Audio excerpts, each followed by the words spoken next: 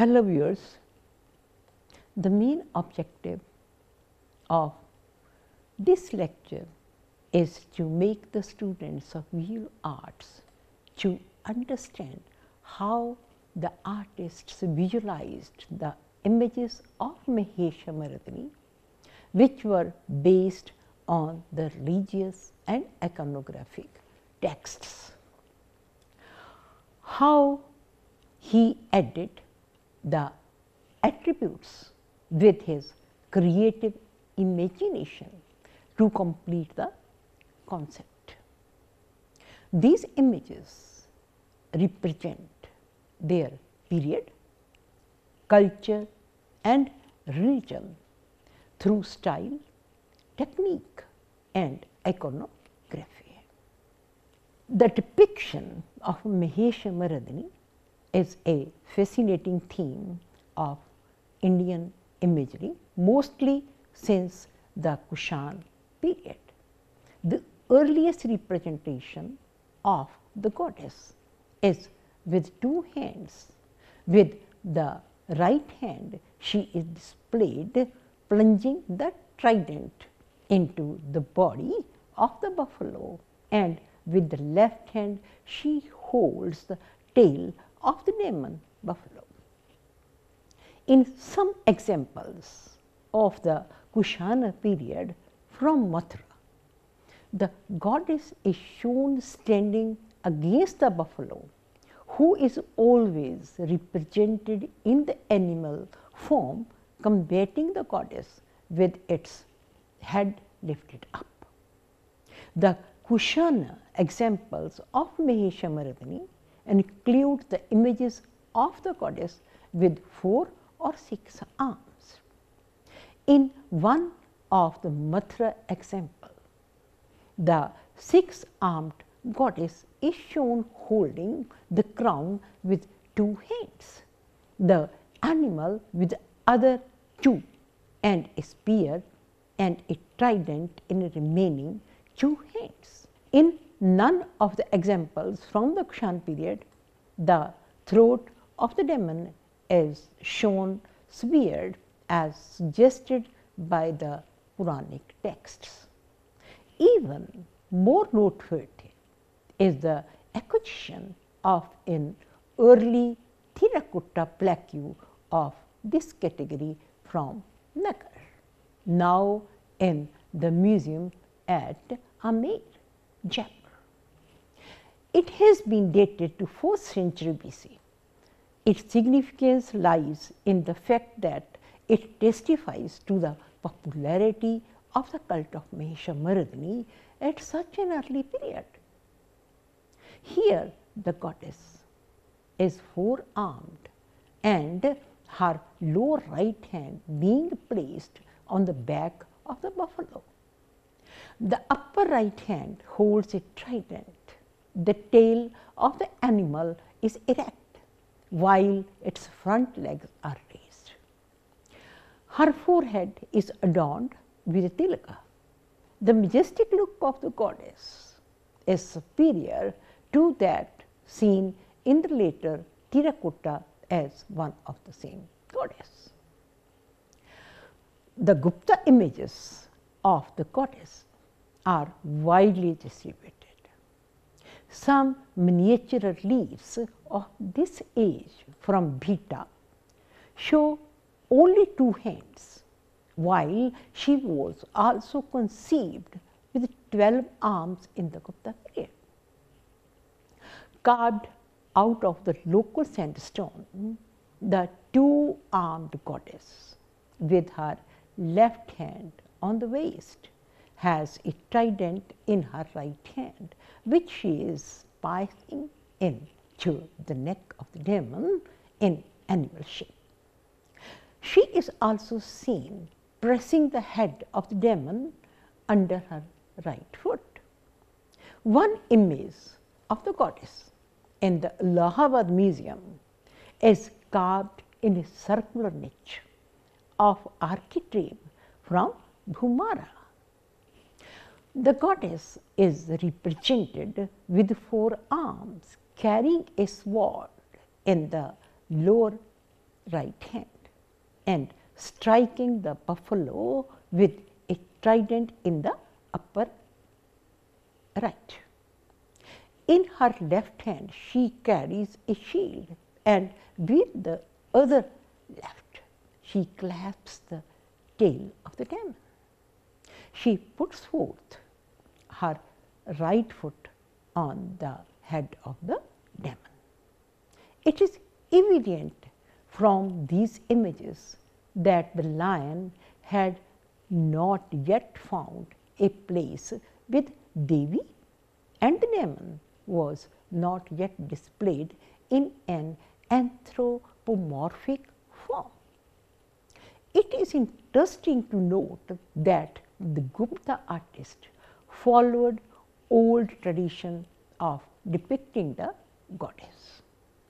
So, Mahishamardini with 2, 4 and 6 arms, and also introduced the new feature of representing the goddess with 12 heads. The 12-armed goddess killing the Mahesha is known from Udayagiri. This is a relief carved on the facade of the Chandragupta second cave.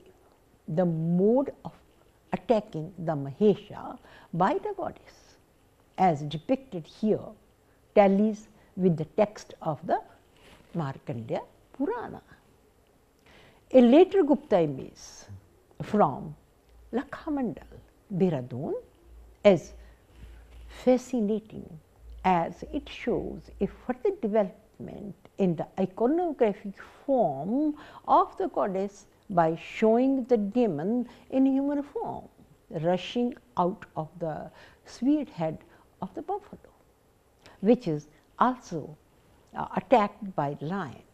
She has coiffure here with the Simanta, Sarpa Kundala in the left ear and an ordinary kundala in the right, Kankana, Kayura and Meghalaya. She has 4 arms possessing a sword in the front right hand, thrusting the trident into the body of buffalo with the back right, dragging the hair of the demon with the front left, and the last hand carries a shield. The demon is shown with a sword and shield in his hands. She puts her right foot on the back of the buffalo. Her figure goes to the 7th and 8th century AD.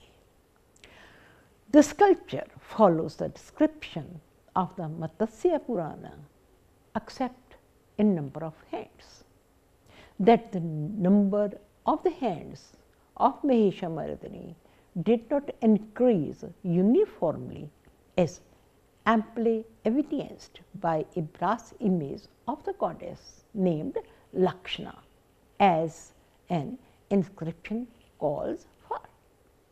The image, somewhat later in date, belongs to the time of Meru Varamana, king of Chamba, datable in circa 8th century AD. She is 4-armed, trampling upon the buffalo demon with her right leg in a manner identical to the Bhumara example, the only difference being that she is holding a bell instead of a shield in one of her back left hands. Her way of standing corresponds to the Devi Mahatmya description of the goddess. In the early medieval period, the 10-armed Mahishamardini was more common than 2, 6, 4, 12, 18 or 20 armed goddess. Such images have been found from all parts of India, particularly from Bengal, Bihar, Assam and Rajasthan, etc. A 10-armed image of the goddess from Dulmi is vigorous and corresponds with the texts describing the goddess Chandika or Kaityayani. She pierces the shoulder of the demon with a trident. She crushes the demon with the left leg and right plants on the lion. She holds in the right hands a trident, a shield, the tanka, the arrow and a sword. In her left hands she carries a bow, an axe, a gourd, the Nagapasha and the Suchi pose. The two-armed demon emerging out of the buffalo has still her leg within the trunk of the animal below which lays the severed head. The demon is carrying a sword and shield in his hands. The lion is represented near her right legs, ready to leap upon its prey. The chori-peering miniature male figure can be seen on her either side. A four-armed image of the goddess from Qatar, Almora shows her dresses and ornaments with jatamukta, earrings and necklace and an embroidered sari, decorated with an exotic crisscross, floral and foliage patterns with broad lining. Bearing Tibetan influence, she carries a damru in the back left hand and drags the hair of the demon with the front left. The right hands are shown with a sword and a trident killing the demon. The goddess is devoid of majestic look. It may be assigned to the century AD. A few sculptures representing the 8-armed Kaityayani are found in the State Museum with minor variations in their attributes. The goddess wears her usual dress and ornaments and kills the demon with a trident held in her two front hands. The Mahishamardini is displayed as coming out of the severed head of the buffalo with a sword in his hand. The lion is shown as pouncing on the buffalo. The attributes held by the goddess are in accordance with the Matsya Purana. Kaityayani with 10 arms from Vajnath is adorned with her usual ornaments. In the left hand she carries a shield, arrow and indistinct object, and with the fourth hand she drags the hair of another demon standing below with an unsheathed sword. The fifth hand catches hold of the hair knot of the buffalo demon. In the right hand she holds a bow, a damru, a ring and a pasha, and with the fifth thrusts a trident into the belly of the asura, who is shown with the sword in his right hand and obstructing the insertion the trident with the left. The goddess is full of vigor and energy. It goes to circa 10th century AD. This image tallies to the text of the Matsya Purana except few attributes. Two images of the 12-armed goddess, one at Vajnath and the other in the Bharat Kala Bhavan, are very interesting.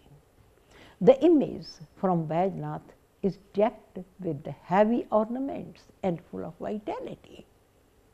In her right hand she carries a sword, a dagger, arrow, a human head, and trident piercing the body of the demon.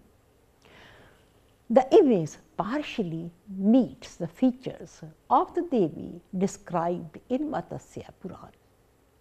The sculpture in the Bharat Kala Bhavan depicts a similar 12-armed Kaityani with her usual weapons. Both the sculptures may belong to circa 10th century AD. In Rajasthani Mahishamardini image, the headless demon is not so lifeless and lying on the ground as the Venka style.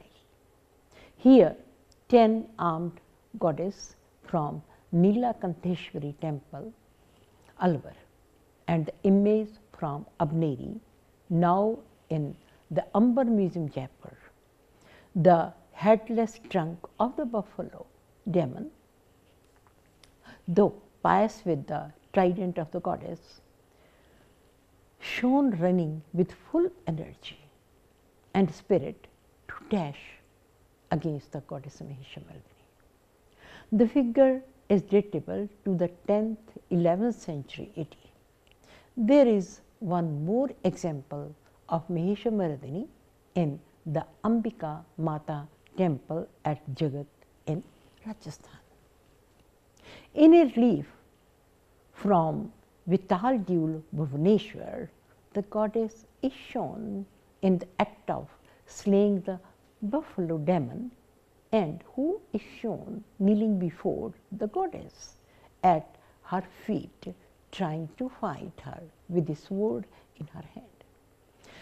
The goddess is standing by planting her left foot on the back of the lion with right. She pushes the shoulder of the demon. In her 8 hands, she carries her usual weapons. From Sirpur, Madhya Pradesh, an image of 8-handed Mahishamardini belonging to the 7th century is interesting.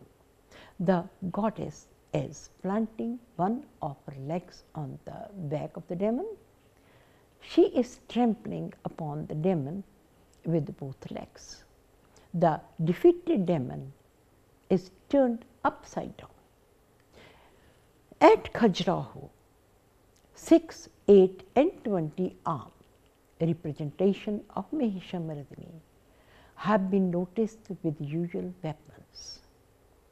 Some of the Mahishamardini images from Badami, Aihole, Kanchipuram, Gangaikunda Cholapuram, etc. follow the textual tradition of the Puranas.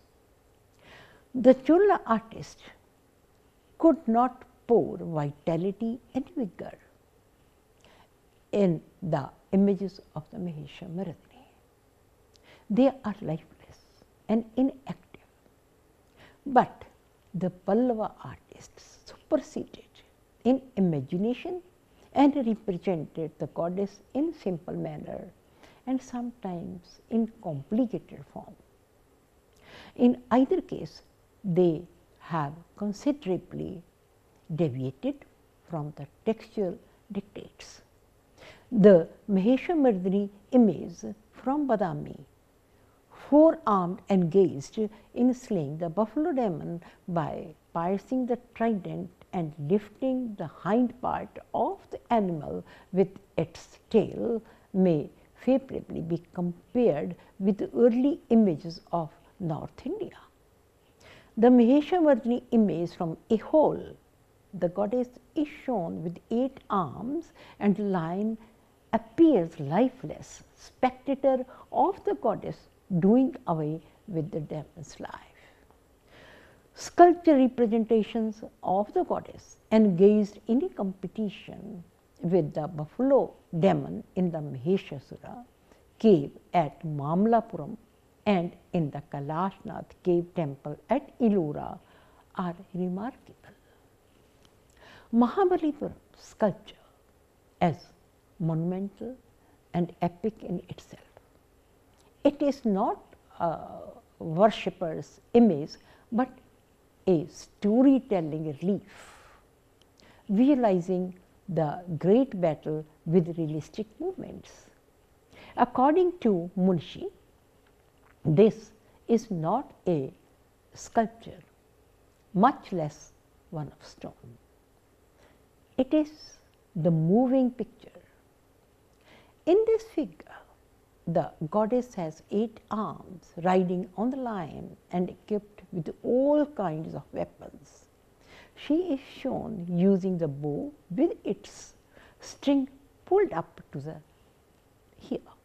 She is attended by a host of gunners and yoginis and is in alita posture using a huge club.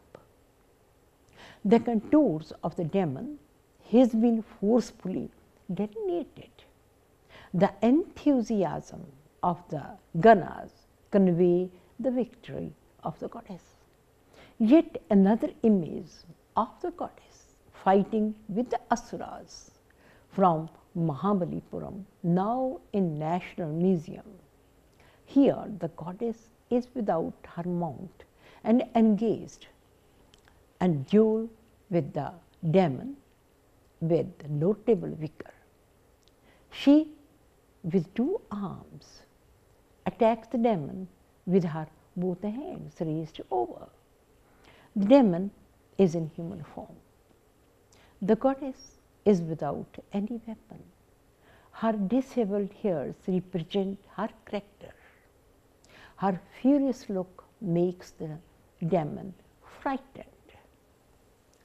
The various texts, particularly the Markandeya Puran, describes the battle of the Shakti against the demons. The Madhyam Charitra is related with the battle of Mahesha, the power of anti-gods. A composite image of the goddess was formed in the Maheshasura Dhyana. The goddess is the result of the process from many into one. Her iconographic features are variously described in the respective texts of the Puranas as well as in the Shilpa Shastras. So, Mahishamardini is a popular theme of Indian imagery mostly since the Kushan period. There are numerous images in the museums like Bhita, Bhumara and Udayagiri. The Guptas too follow the same old traditions. In the early medieval imagery, the 10-armed Mahishamardini was more common. Such images are found from Bengal, Bihar, Assam, and Rajasthan. In the Rajasthani images, the headless demon is not lifeless and runs with spirit to dash against the goddess. From Bhubaneswar and Khajuraho, the goddess having 6 and 8 hands have been noticed with usual weapons. The images from Badami, Ahol, Kanchivaram, Gangaikonda Cholapuram follow the textual traditions. The Palvas came out with simplicity in form. It is interesting to note that artists followed the original Sanskrit texts to carve the perfect form of the goddess. The Vamana Purana, the Devi Mahatmya, Aprajita Pracha, Rupa Mandana, Maya Deepika, Shilparatna, Markandeya Puran have been followed by the sculptors, for example, in the Kushan period. In none of the examples, the throat of the demon Mahesha is shown severed, as recommended by the Puranic texts. The goddess from Udayagiri cave follows the text of the Markandeya Puran. Most of the images of the goddess from Rajasthan follow the same traditions of the Shilpa texts. Although northern eastern provinces of the country were the main centers of Shaktaism, yet its wave did not leave untouched even far-flung states, so much that the South Indian artists did not only produce images of the Devi, much akin to the North Indian prototypes, but introduced new types as well as in a more modified form, surpassing the sculptural representation of the goddess in the land of the religion. Whereas images from Bengal, particularly of the Palla period, display stereotyping some of the representations from the South show ingenuity, pulsating with life. Thank you very much.